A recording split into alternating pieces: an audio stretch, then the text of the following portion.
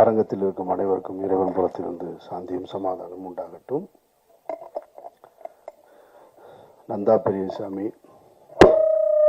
அவரை இயக்குனராக எனக்கு தெரியறதுக்கு முன்னாடி அவங்க அண்ணன் எனக்கு பழக்கம் மதுரையில்.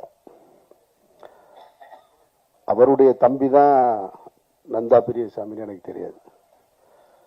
ஸோ நந்தா பெரியசாமியை முதல்ல சந்தித்தது வந்து இந்த கலசா டப்பிங் தியேட்டரில் நான் ஒரு படம் ஒர்க் பண்ணிக்கிட்டு இருந்தேன் கீழே யுவன் சங்கர் ராஜா கூட.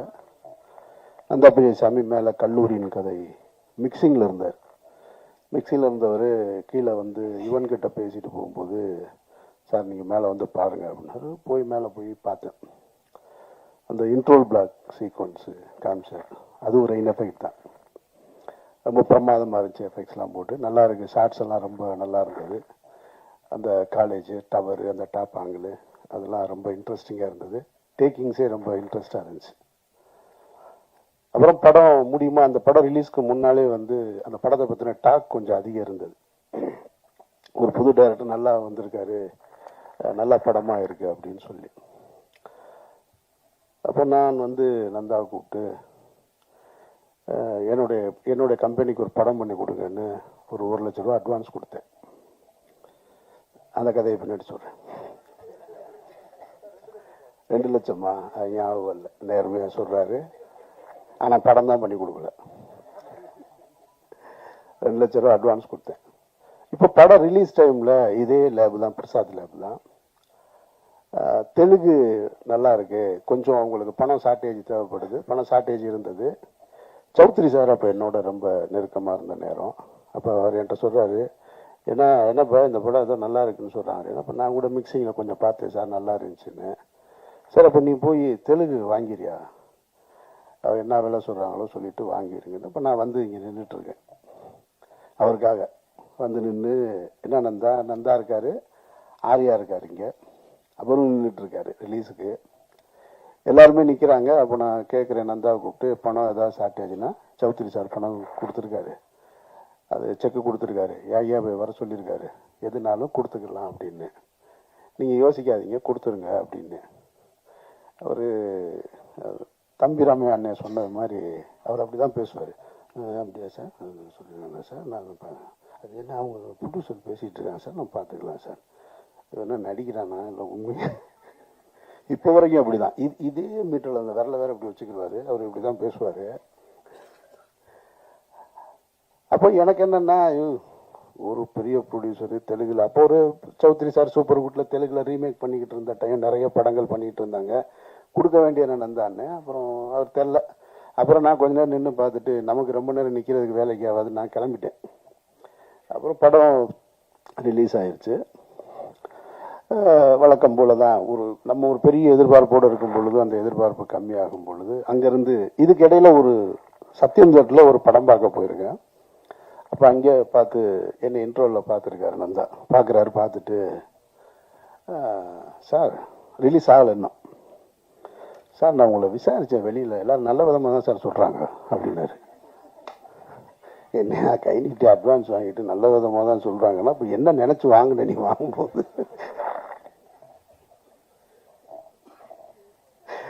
சரி, நான் நினைச்சு சிரிச்சுக்கிட்டேன். சரி, மதுரைக்காரங்க அப்படி தானே இருப்பாங்க அப்படின்ட்டு. அப்புறம் அதுக்கப்புறமா வந்து அந்த படம் எதிர்பார்த்த ஒரு வெற்றியை பெறலை. ஆனால் ஒரு அடையாள படமாக இருந்துச்சு. பாட்டு நல்லா இருந்தது, ஆரியா நல்லா இருந்தார், டேக்கிங்ஸ் நல்லா இருந்தது. அப்புறம் நான் வந்து இந்த யோகியை தொடங்கும் போது, சுப்பிரமணிய சிவா என் கூட சேர்ந்து யோகியை தொடங்கும் போது நந்தா தான் என் கூட வந்து இருந்து அந்த படத்துக்கு முழுக்க கோ டைரக்டராக ஒர்க் பண்ணார் யோகியில். ஆனால் அப்போ சொன்னார், சார் இந்த படம் வேணாம் சார் உங்களுக்கு அப்படின்னாரு. நான் சொன்னேன், இல்லைன்னு. 2 பேர் தான் எனக்கு அந்த படம் வேணான்னு சொன்னது. ஒன்று பொன்வண்ணன் சார் சொன்னார், இன்னொன்று நந்தா சொன்னாங்க. நான் சரி இல்லை கமிட் பண்ணிட்டேன் நான் சுப்பிரமணிய சிவாவுக்கு. பிக் பின்னு ஒரு மலையாள படத்தை ரீமேக் ரைட்ஸ் வாங்கி பண்ணுறதா இருந்தோம். அதை எடுக்கலான்னு சொல்லி எடுக்கும்போது, இல்லை வேணாம் இன்னொரு கதை பண்ணலான்னு சொல்லிட்டு நான் கனி எல்லாம் போய் உட்காந்து மதுரையில் பாண்டியன் ஹோட்டலில் உட்காந்து ஒரு அருமையான ஒரு ஸ்கிரிப்ட் கனி அடிக்கடி சொல்லுவான், அந்த படத்தை எடுக்காமல் விட்டீங்களேனே நீங்கன்னு. ஒரு நல்ல கதையை எல்லாம் எடுத்து முடிச்சுட்டு எழுதி முடிச்சுட்டு சாங்லாம் கம்போஸ் பண்ணியாச்சு. முடிச்சுட்டு வரும்போது சுப்பிரமணிய சிவா திருப்பி வந்து அண்ணே இந்த வேற ஒரு படம் பண்ணுவோம்னு ஆரம்பிச்சாரு. சாங்கெல்லாம் கம்போஸ் பண்ணியாச்சு, இப்போ வந்து இதுன்னு அப்படி மாறினது தான் அந்த யோகி. அப்போ சொன்னார், பொன்வனன்னு சொன்னார், வேணான்னாரு, நந்தாவும் வேணான்னாரு. ஆரம்பிச்சிட்டோம், சரி ஒரு டேரக்டர் கமிட் பண்ணிட்டோம், அனௌன்ஸ் பண்ணியாச்சு, நிறுத்த வேணான்னு அப்படி எடுத்தோம். அதில் நடிச்சிருப்பார் நந்தாவில், இது யோகியில் நந்தா நடிச்சிருப்பார். இப்படிதான் நந்தாவுடைய எனக்கு ஒவ்வொரு படம் பண்ணும்போதும் அவர் ஆனால் அவர் முயற்சியிலே இருப்பார், எதையாவது புதுசாக பண்ணணும்னா அப்புறம் சார் இந்த இடம் விட மாட்டேன் சார், இந்த இடம் பாருங்கள் வேறு படம் பண்ணுறேன் பாரு அப்படின்னு மாற்றி யோசின்னு ஒரு படம். அப்புறம் மாற்றி யோசின்னு படம் பண்ணார் பயங்கரமாக. ரொம்ப ஆனால் நம்பிக்கையோடு தான் பேசுவார் ஒவ்வொரு படத்தையும். அப்புறம் நான் படம் பார்த்துட்டு ஐயா டைட்டிலை மட்டும் மாற்றி யோசிச்சிருக்க, படம் கொஞ்சமாவது மாற்றி யோசிக்க மாட்டியாங்க, நீ என்ன நீ இப்படி பண்ணுற.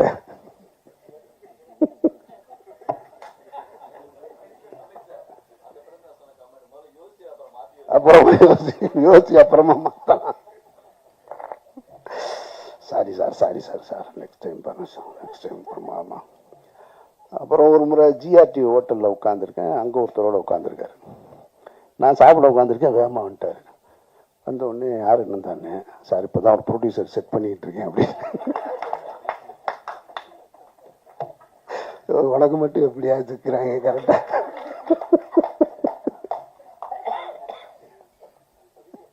அவர்கிட்ட என்ன சொல்லிட்டு வந்தாலும் தெரியாது என்னைய பார்க்க. அவர்கிட்ட போய் உட்காந்து அவர் ஒன்னே என்கிட்ட கேட்டார். அவர் ஒன்னே என்னை பார்த்த உடனே சார் அமீர் சார் சார் வணக்கம் சார், பேசிகிட்டு இருக்கேன் சார், நாங்கள் எப்படியும் பண்ணிடுவோம் சார்னாரு. சரி ரைட்டு. இப்படி ஒவ்வொரு படம் பண்ணும்போது அப்போ நான் சொல்லுவேன், படம் முடிஞ்சதுக்கப்புறம் சார் பார்த்தீங்களா சார் படம்னா, ஐயோ அதாவது சும்மா அப்படி பண்ணிட்டு. எனக்கு என்னென்னா சினிமாவில் வாய்ப்புகள் வந்து எப்போவாது, இதே கோடம்பாக்கத்தில் 1,00,000 பேர் தெரியுறான் வாய்ப்பு கிடைக்காம. இப்போ வாய்ப்பை சரியாக பயன்படுத்த வேண்டிய பொறுப்பு இயக்குனருக்கு இருக்கு.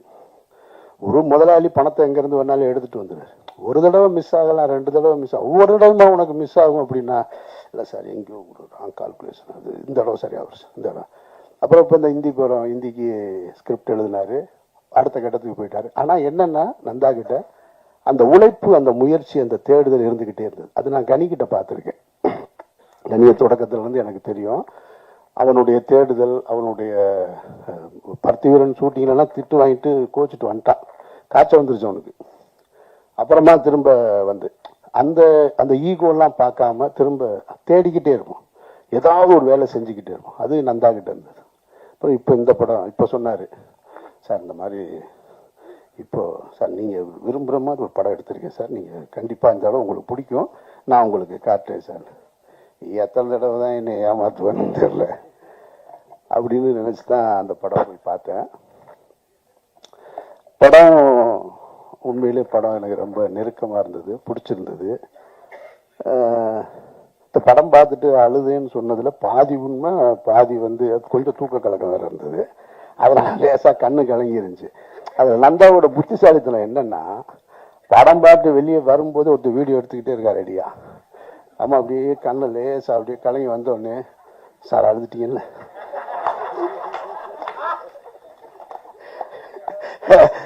இப்போ அந்த வீடியோ வேற எடுத்துக்கிட்டு இருக்கான், இல்லைன்னு சொன்னா என்ன வருது, சார் அழுதுட்டீங்கல்ல, சார் அழுதுருக்கீங்க சார், இல்லை நந்தா சார் தெரியுது சார் அழுதுறீங்க, எப்படியா வலுக்கட்டாங்க அழுது விட்டுறது போல. ஆனால் படத்தில் ஒரு காட்சியில் நான் கண் கலங்கிட்டேன். அது அந்த குழந்தை, 2வது குழந்தை ஒரு கட்டத்தில் பேசும், அந்த இடத்துல கண் கலங்கிட்டேன். படமும் இறுதி அந்த இதுவும் வந்து எனக்கு ரொம்ப, மொத்தத்தில் படம் வந்து எனக்கு ரொம்ப நெருக்கமான பிடிச்ச படமா. இப்படி ஒரு படத்தை எடுக்கணும்னு நான் ஆசைப்பட்டுக்கிட்டு இருந்தேன். நந்தா கரெக்டாக அந்த படத்தை செஞ்சிருக்காரு. அது குடும்பத்தாருக்கு நான் இறைவனுக்கு நன்றி. ரொம்ப மகிழ்ச்சியான ஒரு தருணம். இந்த படத்துக்கு தனியாக அந்த படத்துக்கு தனியாலாம் வேலை பார்க்கறது இல்லை, எல்லா படமும் ஒரே உழைப்பு தான், அப்படிதான் உழைக்கிறோம். நம்ம எல்லாரோட மனசுமே ஒரு நல்ல வெற்றிக்காக தான் இயங்கி கிடக்கு. ஒரு பர்த்திவீரன் மாதிரி ஒரு வெற்றி வேணும், சுப்பிரமணியபுரம் மாதிரி ஒரு வெற்றி வேணும். நாம் கண்ட வெற்றியவே திரும்ப நாம் வெல்லணும், அதை ஜெயிக்கணும், இதை ஜெயிக்கணும் இல்லாமல் நம்ம வெற்றியவே நம்ம வெல்லணும் அப்படின்ற ஒரு போராட்டம் தான் அப்பால சந்திச்சது. அதற்கு பிறகு தனியா நின்று ஒரு படைப்பு கிடைக்கிறதுக்கு 7 வருஷம் ஆயிருக்கு. ரொம்ப உண்மையாக உழைச்சிருக்கோம். என்ன இதில் சேர்ந்தது எல்லாமே நல்ல மனசு இருக்கிறவங்க ஒன்றா சேர்ந்தாங்க. ஏன்னா அது அமையாது. ஒரு சில படைப்புகளுக்கு தான் அதுவே அமைச்சுக்கும். கதையை இயக்குனர் இயக்குவார், நல்ல கதை இயக்குனரை இயக்கும்னு சொல்லுவார் பாலுமேந்திரா சார். அந்த மாதிரி தான் இந்த கதை. தனக்கு தேவையான ஆட்களை அதுவே சேர்த்துக்கிச்சு. நந்தா வந்து கதையை சொன்னோடனே நான் சொன்னேன், முதல்ல நீங்கள் போய் பாரதி ராஜா அப்பா பாருங்க. அப்பா கதை கேட்டு ஓகேனாருன்னா நம்ம உடனே போகலாம். இல்லை உங்கள் தேதி, நீங்கள் போய் பேசிட்டு வாங்க அப்படின்னா உடனடியாக பேசினோம். போய் கதை சொன்னார். எனக்கு ஈவினிங் கூப்பிட்டாரு, நடிக்கிறேன்னு சொல்லிட்டாரு. அப்புறம் என்ன, படம் ஸ்டார்ட் ஆயிடுச்சு. அப்புறம் அம்மா வந்தாங்க, அதுக்கப்புறம் அனன்யா வந்தாங்க. இப்படி ஒவ்வொருத்தராக இதுக்குள்ள சேர்ந்தாங்க. நல்ல தயாரிப்பாளர், எப்போவுமே சிரிச்ச முகமாகவே இருப்பார் ரவி சார். எனக்கு ரொம்ப நாளாக தெரியாது.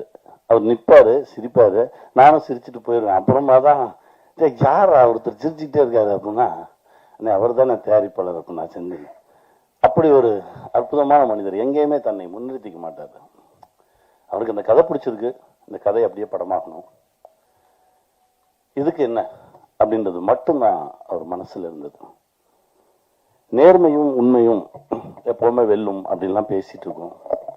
நேர்மையை பற்றி நிறையா பேசிட்டு இருக்கோம். அதாவது இயல்பாக இருக்கிறது தான் நேர்மை என்னை பொறுத்த வரைக்கும். நான் என்னுடைய காலங்களில் அப்படி தான் கடந்து வந்திருக்கேன். ரொம்ப இயல்பாக தான் இருப்போம். எனக்கும் அமீரண்ணனுக்குமான உறவு அப்படி தான் ஆரம்பிச்சது. எனக்கு அமீரண்ணனை தெரியும், தூரமாக இருந்து. நம்ம சேரண்ணன் ஆஃபீஸுக்கு வெளியில் ஒரு டீ கடையில் நின்றுட்டு இருக்கேன். அப்போ உன்னை சேரண்ணன் ரிலீஸ் ஆயிடுச்சு.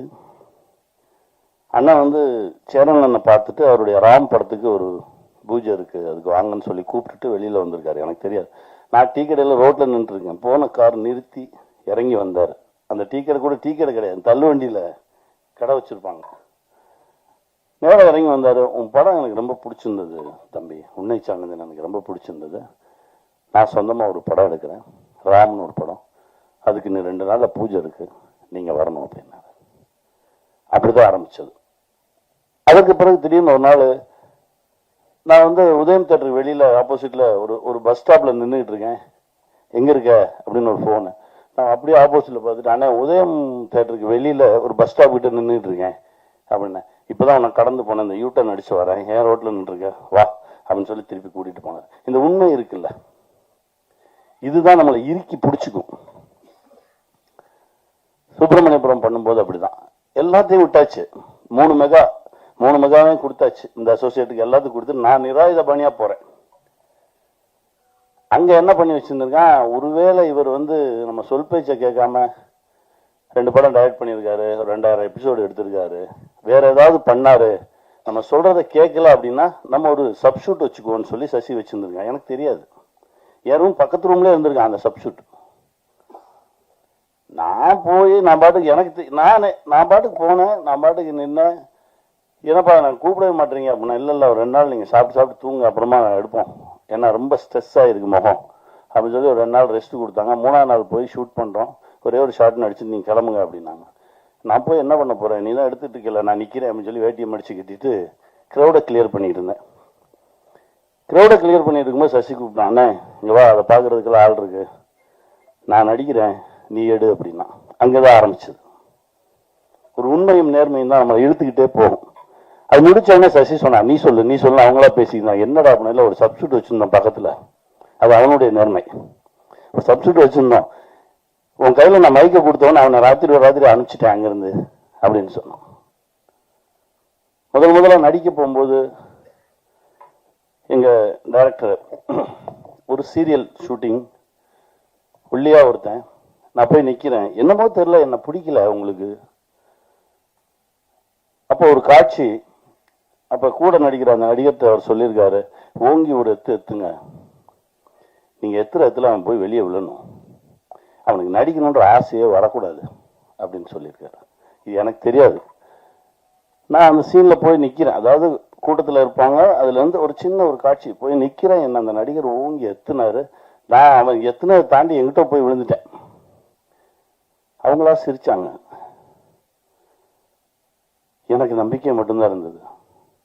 கொண்டு போடுறாங்க, திரும்ப போய் நின்னேன், திரும்ப தூக்கி எறியப்பட்டேன், திரும்ப தூக்கி எறியப்பட்டேன். ஆனால் நான் நடிகன் ஆயிடுவேன் அப்படின்ற ஒரு நம்பிக்கையும் நேர்மையும் மட்டும்தான் இருந்தது.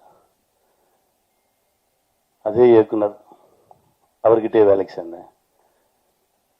நான் இல்லாம அவரால் இருக்கவே முடியாது அப்படின்ற ஒரு நிலை, நான் அவரை விட்டு வெளியே போறேன்றப்ப கண்ணீர் விட்டு நிலை எல்லாமே பார்த்தேன். அந்த நடிகருப்பும் இருக்காரு, என்னுடைய நண்பர் தான் அவரும். அவர் எப்போ பார்த்தாலும் ஏய் சாரிடா அன்னைக்கு ஒரு மிதிச்சதுக்கு, எப்போ 30 வருஷம் முன்னாடி மிதிச்சேன், நீ மிதிச்ச மிதியில தான் நான் வந்து இந்த இடத்துல விழுந்திருக்கேன்னு நினைக்கிறேன். இப்படி கடந்து கடந்து கடந்து தான் ஒரு இடத்த வந்து நின்றுருக்கோம். இதில் நேர்மைன்றது தனி வார்த்தையெல்லாம் கிடையாது, நம்மளுடைய இயல்பு, நம்முடைய உண்மைத்தன்மை. முன்னெல்லாம் கெட்டவனை பார்த்தா அவன் கூட சேராத, எதுல வம்புல மாட்டி விட்டுவான்னு சொல்லுவாங்க. இப்போ அதே வார்த்தையை நல்லவனை பார்த்து சொல்ல ஆரம்பிச்சிட்டாங்க. ஏன் அவங்க கூட சேராத, அவன் ரொம்ப நல்லவன், ஏதோ வம்புல இழுத்து விட்டுருவான் அவனியா அப்படின்னு. அந்த அளவுக்கு நமக்குள்ள இருந்த பிறழ்வு அதிகமாயிடுச்சு. நந்தா அவருடைய ஒரு படைப்பு, திடீர்னு ட்ரெய்லருக்கு வாய்ஸ் கொடுக்கணும் அப்படின்னு கூப்பிடுறாரு. போனேன். இதற்கு முந்தைய படைப்பு அதே மாதிரி தான், அண்ணே இந்த ஓப்பனிங் வாய்ஸ் கொடுக்கணுண்ணே, யாரோ கேட்டோம், வரேன், அதுக்கும் பேசினேன். அதாவது நந்தாவுக்கு எனக்கும் இடையில ஏதோ ஒரு தொடர்பு இருந்துகிட்டே இருந்தது. இன்னும் சொல்ல போனா சோலா கிரியேஷன்ஸ்ல நான் ஒரு கதை சொல்லிட்டு வரேன். கதை சொல்லிட்டு வெளியே வரும்போது பொன்றாங்க என்ன சொல்றாரு, காலையில தாண்டா ஒருத்தர் வந்து கதை சொன்னான், நான் ஓகே பண்ணிட்டேனே அப்படின்னாரு. என்ன கதைன்னு அப்படின்னா அதுதான் கல்லூரியின் கதை. அங்கிருந்து ஆரம்பிச்சது. இவர் யாரு, நம்ம இப்ப போனோம், ஒரு காலையில ஒருத்தர் வந்து ஓகே பண்ணிட்டு போயிருக்காரு, அவர் யாருன்னு சொல்லி தேடிதான் நான் நந்தாவை பார்த்தேன். அப்படி ஆரம்பிச்சதுதான் இந்த பழக்க வழக்கம். பட் என்னன்னா ஒரே நேர்கோட்டில தான் பயணிச்சுட்டு இருக்கோம், அப்படிதான் நான் நினைக்கிறேன். என்னை விட நல்லவன் நந்தா, அவ்வளவு நேர்மையானவன். எங்க அண்ணன் சொன்ன மாதிரி நான் அந்த 2வது அது அந்த செயினை எடுத்து இது யாருது யாருதுனாவது கேட்பேன். நந்தா ஐயோ அப்படின்னு சொல்லி தள்ளி ஓடிடுவார், அவ்வளவு நல்லவர். வணக்கம். நான் வந்ததுல இருந்து கணி சார் கிட்ட சொல்லிட்டு இருக்கு, சார் தமிழ் பேசுறது வந்து கொஞ்சம் தப்பு இருக்கும், எப்படி இருக்கும், அதெல்லாமே எனக்கு அதே ஒரு டென்ஷன்ல தான் இருந்தது. பட் ரொம்ப ரொம்ப சந்தோஷம் இந்த படம் லைக் எனக்கு ஒர்க் பண்ண முடிஞ்சதிலும். அதுவும் I have to thank Nanda sir.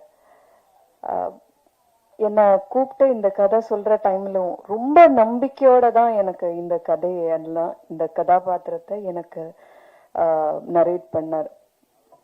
So அதுவும் லைக் இனிஷியலி இருந்த லைக் கதை நரேட் பண்ற டைம்ல இருந்து பார்த்தீங்கன்னா சார் வாஸ் வெரி கீன். ஒவ்வொரு கேரக்டரும் கனி சார் பண்ற கேரக்டர் ஆனாலும், குழந்தைகள் பண்ற கேரக்டர் ஆனாலும், எனக்கு கொடுத்த சுமத்தின கேரக்டர் ஆனாலும், எல்லாத்துக்கும் ரொம்ப தெளிவா he was very crystal clear about all the characters. அதுவும் எனக்கு ஸ்பாட்ல வந்து லைக் அந்த சிச்சுவேஷன் நரேட் பண்ணி கொடுக்கிற டைம்ல எல்லாமே ரொம்ப ரொம்ப ஹெல்ப் பண்ணாரு. Thank you sir for helping me for building, இல்லைன்னா அந்த சுமத்தின கேரக்டர் பில்ட் பண்றதுக்கு ரொம்ப ரொம்ப ஹெல்ப் எனக்கு அது இருந்தது.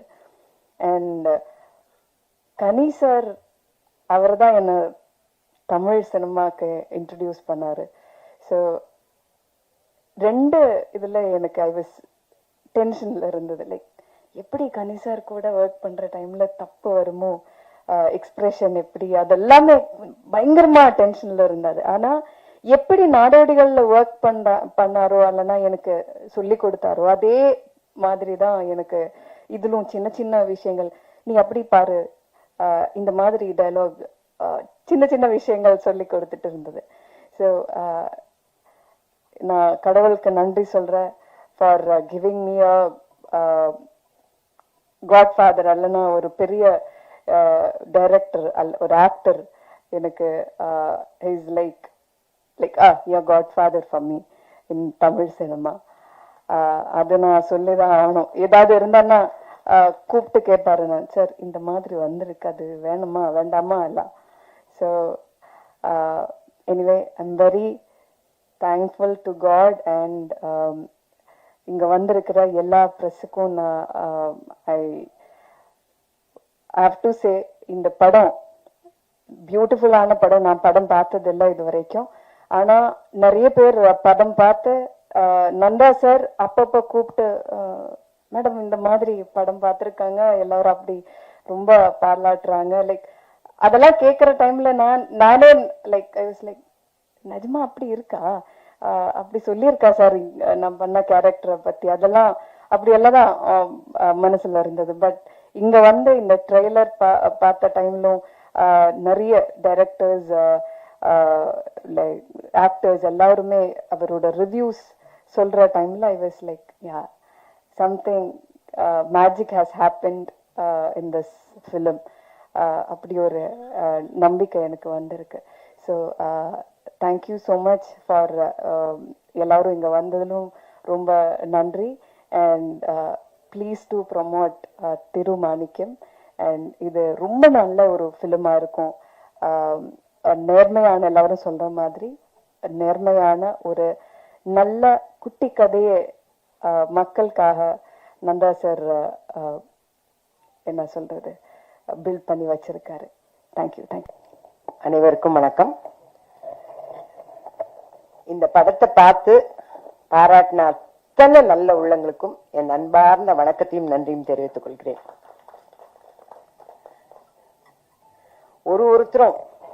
ஒருத்தருமே பெரிய பெரிய டைரக்டர்ஸ். அவங்க வாயிலிருந்து வெறும் வார்த்தைகளா வராம மனசுல இருந்து அடி மனசுல இருந்து வந்த வார்த்தைகள் அத்தனையும், அந்த வார்த்தைகளே வந்து நம்மளை படம் பார்த்து வச்ச ஒரு எஃபெக்ட் கொடுத்துருச்சு. எல்லாருக்கும் என்னுடைய நன்றியை தெரிவிச்சுக்கிறேன் சார். இந்த கதையை வந்து எங்க டைரக்டர் வந்து சொல்லும் போது ஒரு 2.5 மணி நேரம் சொன்னார்.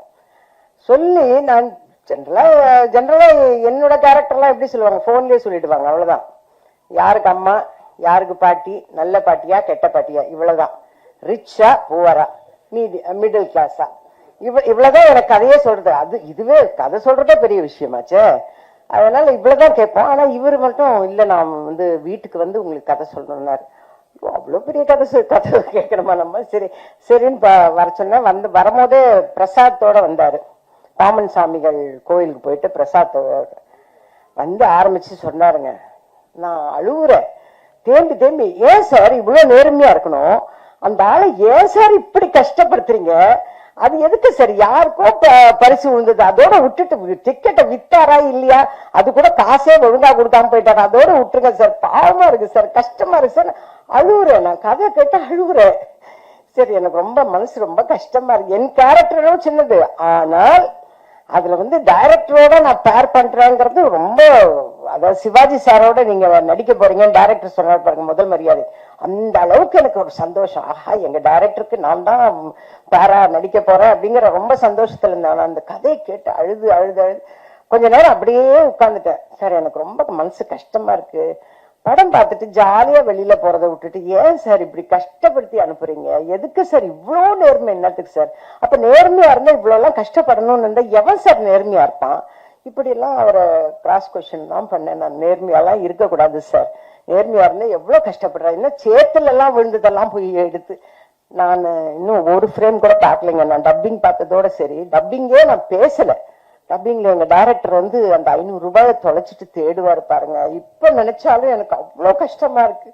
ஏன்னா ஒரு பக்கம் எங்க டைரக்டரை பாக்குறேன், இன்னொரு பக்கம் ஐயோ இந்த மனுஷனுக்கு ஒரு 500 ரூபாய் எங்க, ஐயோ அங்கதான் இருக்குதுன்னு இப்படி சொல்லணும் போல இருந்தது. அந்த அளவுக்கு டைரக்டர் ஐயோ அவ்வளோ அற்புதமா பண்ணிட்டார். எனக்கு சமுத்திரக்கனி சார் பார்த்தாவே பொறாமையா இருக்கும். நான் ஃபர்ஸ்ட் டேல இருந்து சொல்லிருக்கேன், அது எப்படி சார் அங்க ஹைதராபாத்துக்கு போனா வில்லனா வந்து அசத்துறீங்க, இங்க வந்தா இந்த மாதிரி சாஃப்ட் கேரக்டர் வேணும்னே உங்களுக்குன்னே எழுதுன மாதிரி இருக்குது சார் இந்த கதை அப்படின்னு ரொம்ப பொறாமப்பட்டேன் நான். கதையை சொல்லிடாதீங்க, ஏன் இத்தனை பேர் பேசவே சொல்லிட்டாங்க நேர்மைன்னு. அப்புறம் நான் எங்க கதை சொல்றது? நான் கதை சொன்னா திரும்ப அழுவேன். இப்பவே எங்க டைரக்டர் 500 ரூபாய் தொலைச்சிட்டு தேடினாருன்னு எனக்கு மனசு கஷ்டமா இருக்குன்னு சொல்றேன். அது நான் கதை சொல்லிடுவேன். நான் படமே பார்க்கலையே, நான் டப்பிங்ல பார்த்து நான் டப்பிங்கே பேசல சார். நான் கிளம்புறேன் சார். செந்தில் சார் வந்து நின்றுட்டார், ஏன்னா அவர் கோ ப்ரொடியூசர் ஆச்சு, வந்து நின்றுட்டார். டப்பிங் பேசாம இந்த பொம்பளை எங்க வெளியில் போகுது சார், எனக்கு எப்படின்னு எனக்கு செஸ்ட் பெயின் வருது சார், 10 லட்சம் ரூபாய் செலவு பண்ணி ஹார்ட் ஆபரேஷன் பண்ண, இந்த படத்தை பார்த்தா திருப்பி எனக்கு இந்த ஒரு ஆபரேஷன் நடக்கும் போல இருக்கு, அந்த அளவுக்கு ரொம்ப கஷ்டமா இருக்கு சார், என்னால டப்பிங் பேசவே, நான் பேசுறதே 2 டைலாக் தான், அதுவே என்னால பேச முடியல, இவங்களோட ஆக்டிங்க பார்த்துன்னு இருக்கேன் சார். அந்த சாங்கை போடுங்க சார், அந்த சீன் போடுங்க சார், சீன் போடுங்க சார், வேணாம் நீங்க டப்பிங் பேசுறீங்க. இந்த அளவுக்கு அவ்வளோ பாதிப்புமா இந்த படம்.